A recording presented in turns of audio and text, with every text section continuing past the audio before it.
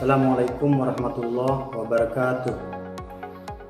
Perkenalkan, nama saya Adi Prasetyo Prabowo. Saya adalah salah satu dosen yang bertugas di Prodi Pendidikan Bahasa Inggris Kampus STKIP Al-Amin Dompu. Alhamdulillah, pada kesempatan ini saya sedang mengampu mata kuliah Pendidikan Bahasa Indonesia dengan bobot berjumlah 2 SKS. Adapun deskripsi mata kuliah ini yaitu pengajaran mata kuliah ini sudah dilakukan 2 kali pertemuan. Sekarang adalah pertemuan yang ketiga.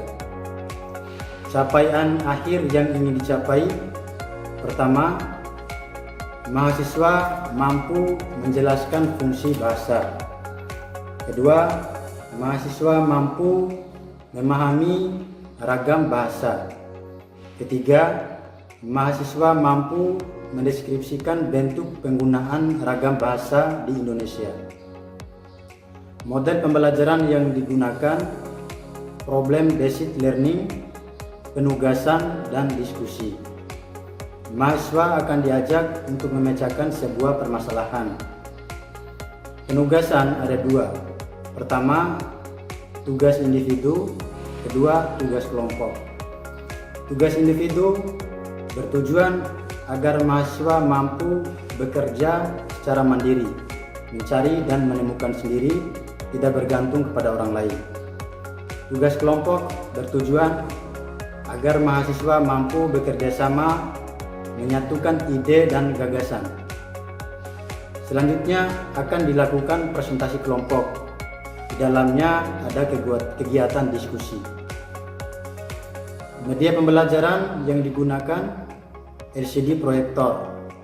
Adapun teknik penilaian yang akan digunakan pada perkuliahan ini yaitu kehadiran 30%, tugas 40%, UTS 10%, dan UAS 20%. Adapun cuplikan video pembelajarannya sebagai berikut. Assalamualaikum warahmatullahi wabarakatuh. Waalaikumsalam warahmatullahi wabarakatuh. Apa kabar semuanya? Alhamdulillah baik. Alhamdulillah. Siap untuk mengikuti pembelajaran hari ini? Siap ya, baik. Pada pertemuan hari ini kita telah masuk pertemuan ketiga dan materinya adalah tentang fungsi dan ragam bahasa. Namun sebelum kita mulai pembelajaran, marilah kita berdoa kepada Allah Subhanahu wa taala. Semoga kita semua diberikan rahmat dan hidayah sehingga kita bisa memahami materi pada hari ini. Berdoa mulai.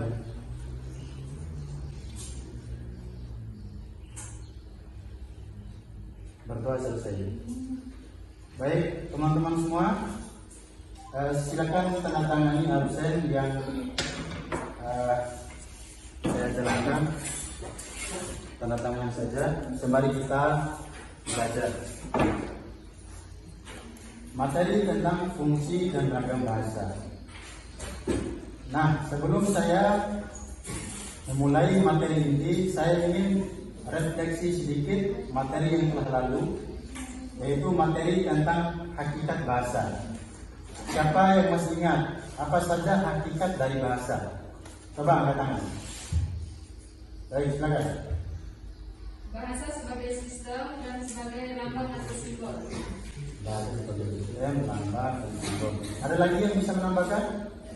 Ya, silakan. Bahasa itu arbitrer atau berubah-ubah. Bahasa itu universal, unik dan dinamis. Mantap. Jadi kita harus mengingat materi yang telah lalu. Kita harus membaca kembali. Adapun capaian akhir yang ingin dicapai dalam pembelajaran hari ini, yang pertama, mahasiswa mampu menjelaskan fungsi bahasa.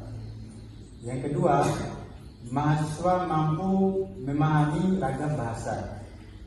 Yang ketiga, mahasiswa mampu mendeskripsikan bentuk penggunaan ragam bahasa di Indonesia. Jadi itu adalah capaian akhir dari perkuliahan hari ini.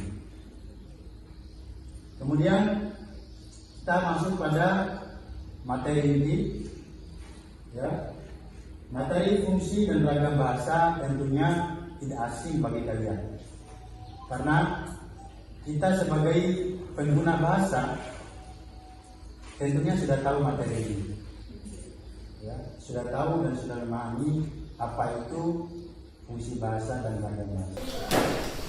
Nah, teman-teman semua, fungsi bahasa ini maksudnya adalah manfaat atau kegunaan dari sebuah bahasa.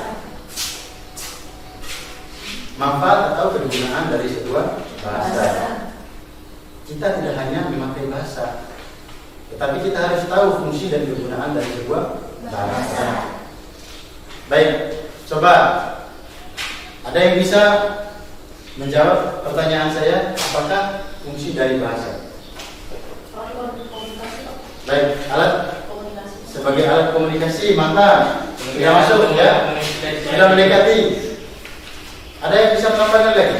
Sebagai alat untuk mengekspresikan diri. Sebagai alat untuk mengekspresikan diri. Mantap.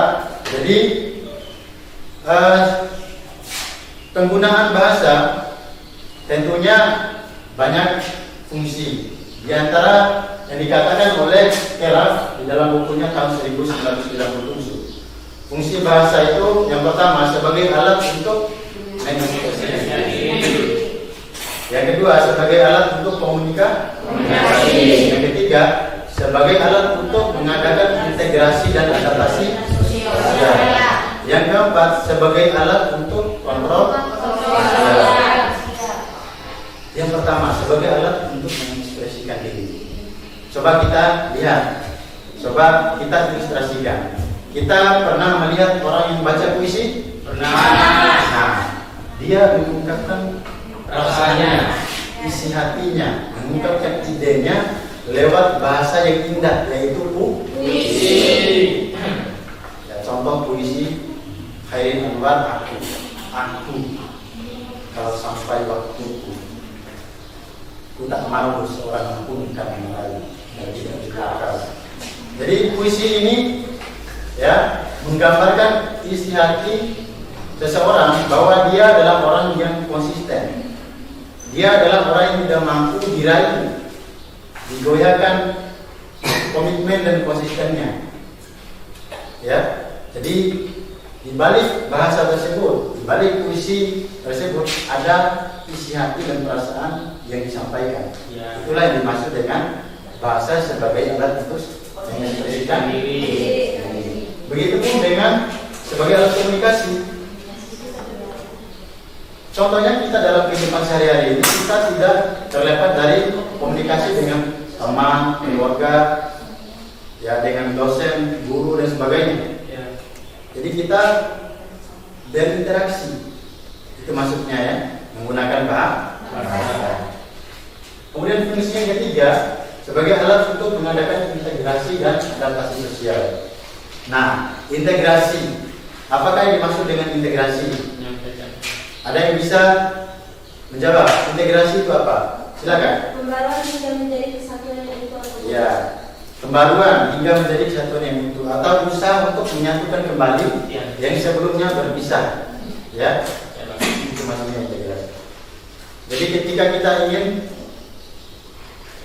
memediasi teman kita atau berusaha untuk mendamaikan teman kita yang sedang konflik, maka kita harus menggunakan bahasa, ya, sebagai sarana agar teman kita itu bisa baik lagi, bisa berhubungan baik lagi dengan temannya. Misalnya kelompok A dan kelompok B mereka konflik, harus ada seseorang yang memediasinya atau yang menengahinya. Maka orang yang menengahi tersebut harus orang yang ahli dalam memediasi, orang yang ahli dalam menyusun bahasa, supaya kedua kelompok tersebut ya bisa berdamai, tidak ada masalah lagi. Jadi harus menggunakan bahasa. Ya, seperti halnya misalnya suami istri yang berkelahi misalnya. Kalau mereka berdua terus, tanpa ada yang memediasi, misalnya orang tuanya kan, keluarganya, maka dia pasti akan berantem sampai mereka bercerai. Tapi kalau ada yang memediasi dan orang tersebut mampu berbahasa dengan baik dan benar, mampu menyusun bahasa yang sesuai dengan konteksnya, maka tentu suami istri yang bercerai bisa menyatu kembali. Berkat apa? Berkat kita mampu menyusun sebuah bahasa. Kemudian yang keempat, sebagai alat untuk kontrol sosial. Maksudnya apa? Siapa yang bisa? Kontrol sosial. Kok bisa kita melakukan kontrol sosial menggunakan bahasa? Apa maksudnya? Atau bisa kalian berikan contoh di dalam kehidupan kita sehari-hari ini seperti apa? Contohnya dosen bicara dengan mahasiswa. Ya, dosen bicara dengan mahasiswa atau menjelaskan materi. Jadi dosen tersebut melakukan kontrol terhadap mahasiswanya. Misalnya ketika salah satu calon misalnya calon DPR misalnya berpidato depan banyak orang. Jadi mereka itu menggunakan dan menyusun bahasa supaya mampu mempengaruhi rakyatnya dan memilihnya. Maka dia harus menggunakan dan menyusun bahasa yang kemudian mampu mempengaruhi rakyat tersebut dengan janji-janjinya, ya kan? Tanpa janji mereka tidak akan bisa terjadi. Ya. Dengan ide-ide dan gagasannya, konsepnya seperti apa untuk membangun daerah ke depan, maka dia harus menyusun bahasa sehingga dia ketika berpidato depan banyak orang maka berjalan dengan lancar dan bisa mempengaruhi orang lain, bisa mengontrol orang lain. Jadi seperti itu ya fungsi bahasa di dalam kehidupan kita sehari-hari. Nah, selanjutnya adalah ragam bahasa. Jadi ragam bahasa ini maksudnya adalah penggunaan bahasa yang berbeda-beda. Ya, coba kita lihat atau kita analisis bahasa yang ada di NTB ini. Di NTB ada 3 bahasa. Ada bahasa Lombok, Sumbawa, dan Bojo. Di NTB ada 3 bahasa. Nah, 3 bahasa ini tentunya memiliki bahasa yang berbeda-beda, memiliki pengucapan yang berbeda-beda, memiliki tulisan yang berbeda-beda. Bahasa Lombok memiliki naskah bahasa Lombok atau cerita-cerita rakyat menggunakan bahasa Lombok. Tapi begitu pun dengan orang Sumbawa memiliki tulisan atau naskah dalam bentuk bahasa Sumbawa. Ya, begitu pun orang Bojo. Ya.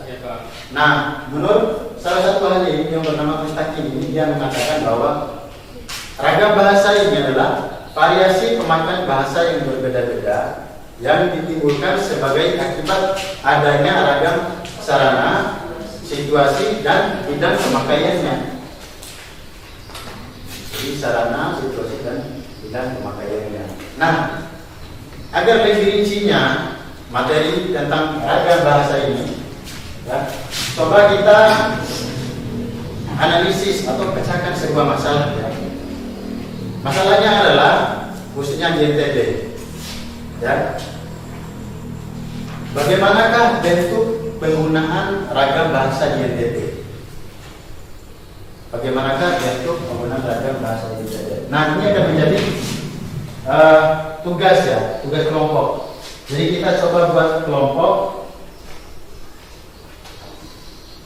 Iya, coba kita buat kelompok. Jadi yang ini kelompok 1 yang terdepan, barisan kedua kelompok 2, ya.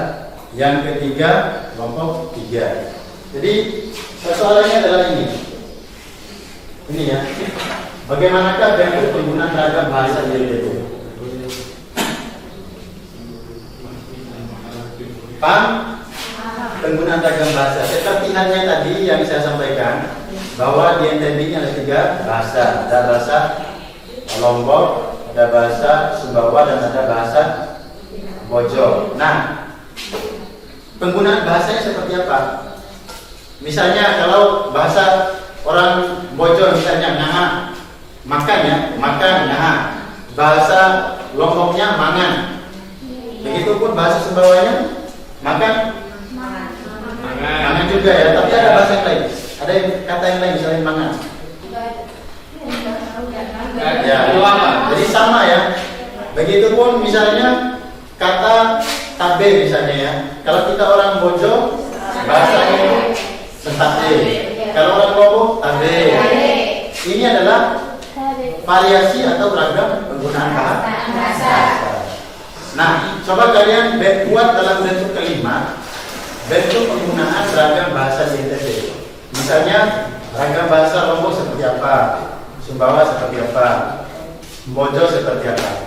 Saya berikan waktu 3 menit untuk kalian kerjakan. Silakan.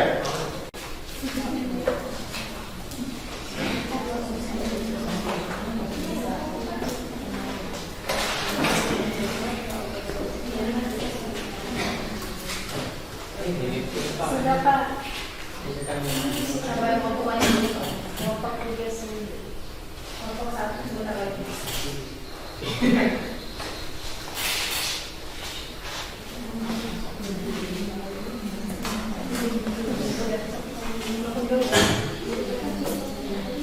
Sudah? Sudah, Pak. Baik. Kelompok yang akan presentasi yang pertama adalah kelompok 1 ya. Di depan ini. Siapa yang akan presentasikan ini? Ya silakan. Contoh ragam di ITB itu contoh kalimatnya mau kemana? Itu bahasa Sumbawanya Yamelako, bahasa Bimanya Nyelotobe, kalau bahasa Lomboknya Belai. Ya mantap ya. Mau kemana? Di kalimatnya mau kemana? Nah kelompok 2 silakan presentasikan. Ya. Penggunaan bahasa di NTB, saya mengambil yang bahasa Indonesianya jangan lupa makan, bahasa Sumbawanya nakal lupa mangan, kalau bahasa Lomboknya dende lupa mangan, kalau bahasa Bima ayane pangan. Ya mantap ya. Oke, jadi itu ragam bahasa, variasi penggunaan bahasa Indonesia. Ayo kelompok 3 silakan presentasikan. Ya. Baik, kita ambil contoh penggunaan bahasa dalam bahasa Indonesia, kalimatnya lagi ngapain. Kalau dalam bahasa Lombok, apa gawe, bahasa Sumbawanya apa buat, terus bahasa Bojonya aurawi. Mantap. Ya, jadi luar biasa ya. Saya berikan update kepada ketiga kelompok. Memecahkan masalah tadi. Jadi bagaimana kan bentuk penggunaan ragam bahasa di NTB. Baik, kita lanjut ya. Sekarang materi selanjutnya yaitu bagaimana klasifikasi penggunaan ragam bahasa. Jadi ragam bahasa ini teman-teman semua bisa kita klasifikasikan menjadi 2 berdasarkan 2 hal. Yang pertama berdasarkan tingkat keformalan pemakaian suatu bahasa. Ya. Berdasarkan tingkat keformalan pemakaian suatu bahasa, ada beberapa ragam bahasa, ya. Ada 5 ini berdasarkan nababa. Yang pertama ragam baku. Ragam baku ini adalah ragam resmi, ya, ragam yang baik, penggunaan bahasa yang benar dan baik. Ya. Kemudian yang kedua ragam resmi. Ragam resmi ini penggunaannya di situasi dan konteks yang resmi. Misalnya seorang guru ketika mengajar, ya, itu resmi. Di perkantoran ya, ketika rapat. Kemudian seorang kepala sekolah ketika berpidato, itu resminya. Begitupun yang ketiga ragam usaha. Ragam usaha ini biasanya berada dalam situasi dan konteks orang-orang yang sedang jual beli, yang sedang berusaha, pokoknya ketika tawar-menawar harga, tentunya mereka menggunakan bahasa berapa harganya buah ini, atau bahasa Lomboknya misalnya kiri harga mangga ini misalnya. Kalau bahasa Lomboknya semuanya seribu ini, ya. Jadi itu ragam bahasa. Jadi kadang-kadang orang Bojo beri mangga ke orang Lombok, mereka menggunakan bahasa Bojo, ya. Orang Lombok yang ngerti lah, makanya pakai bahasa Indonesia. Walaupun kita memiliki ragam bahasa yang beda-beda, namun kita disatukan oleh bahasa Indonesia, oleh bahasa nasional. Nah, ragam yang keempat yaitu ragam santai. Nah, ragam santai ini biasanya ketika duduk seperti ini ya, ketika setelah sampai kerja kita ngopi, nah kita menggunakan bahasa, kita diskusi, namun tidak begitu resmi, tapi santai ya, sambil ngopi, sambil berdiskusi, sambil menjelaskan sesuatu hal yang bermanfaat untuk lingkungan kita. Nah, itu ragam santai namanya. Kemudian yang kelima adalah ragam akrab. Nah, contoh ragam akrab ini misalnya kita orang Bojo ya, panggil teman kita, "Oi tetap do, not deh." Ini oi tetap do ini, kalau tetap do itu kan dicincang bersama orang kan? Di sini kalau diartikan dalam bahasa Indonesia nih, tetap do itu kalau di bahasa Indonesia kan dicincang oleh orang. Jadi kasar ya, kedengarannya kasar, tapi bagi teman yang memanggil saudaranya tersebut tidak apa-apa, tidak kasar, karena memang sudah ada. Ya. Jadi itu yang dimaksud dengan ragam akrab. Jadi bisa dipahami ya. Ini klasifikasi ragam bahasa berdasarkan tingkat keformalan pemakaian suatu bahasa.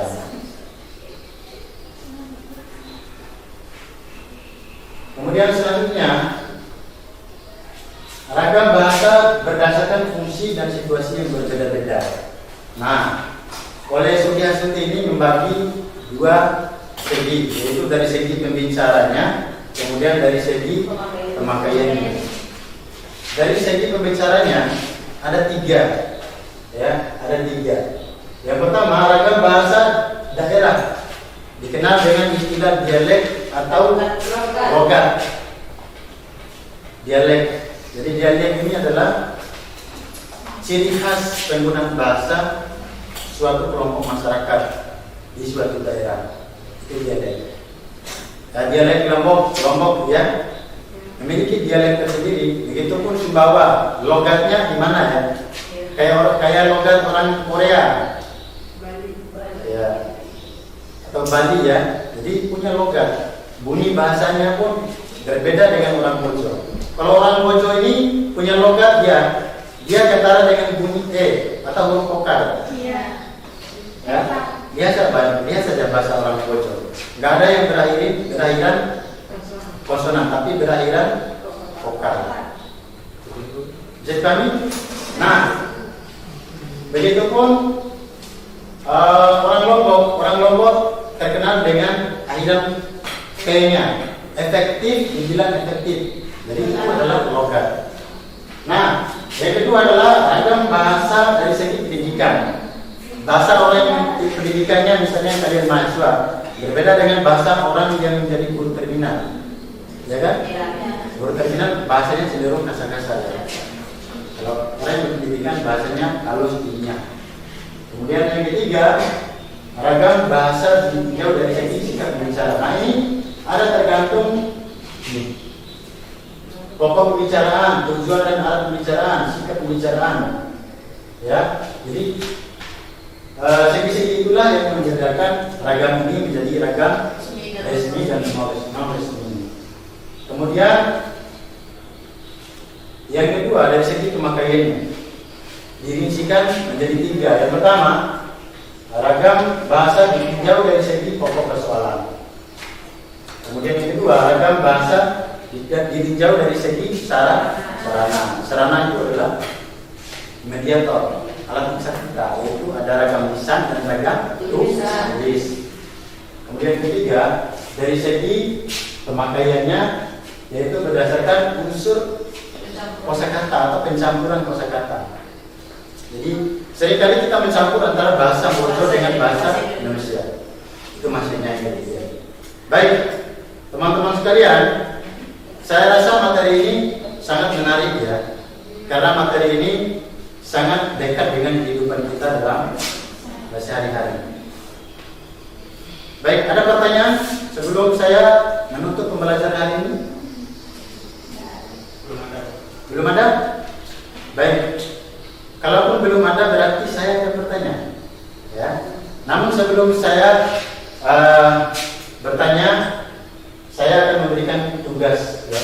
Tugasnya tugas individu, yaitu buatlah makalah berjudul bentuk penggunaan ragam bahasa di negara Indonesia. Jadi kalau tadi adalah buatlah penggunaan ragam bahasa di NTB, tapi ini skalanya skala nasional yang lebih besar. Jadi di Indonesia ini punya berbagai macam bahasa. Nah, coba kalian buat seperti tadi, buat kalimatnya, kemudian bahasa daerah mana. Bisa dipahami tugas individunya? Bisa. Alhamdulillah. Baik. Berhubung waktu ya teman-teman semua, jadi saya coba membuat sebuah kesimpulan ya, bahwa fungsi dari bahasa itu diantaranya adalah sebagai alat untuk mengekspresikan diri. Yang kedua, sebagai alat komunikasi. Yang ketiga,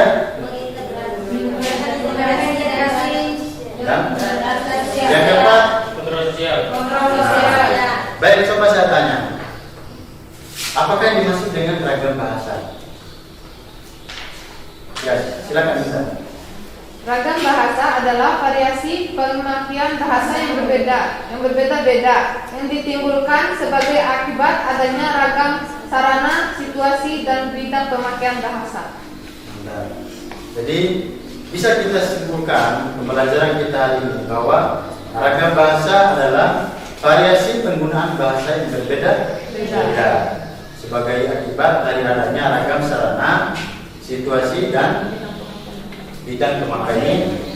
Adapun pekan depan kalian kumpulkan tugas yang saya berikan, yaitu tugas individunya, kumpulkan minggu depan hari Senin. Ya. Ada pertanyaan terkait dengan tugasnya? Paham ya? Jadi buat makalah, tahu kan struktur sebuah makalah? Tahu? Ada 3 bab makalah itu. Bab 1, pendahuluan. Bab 2, bahasa. Bab 3, jadi sudah tahu ya struktur dari sebuah makalah. Baik teman-teman semua, saya rasa itu saja materi pada hari ini, dan mari kita tutup dengan doa penutup majelis. Subhanallahumma wa bihamdika, wassalamualaikum warahmatullahi wabarakatuh.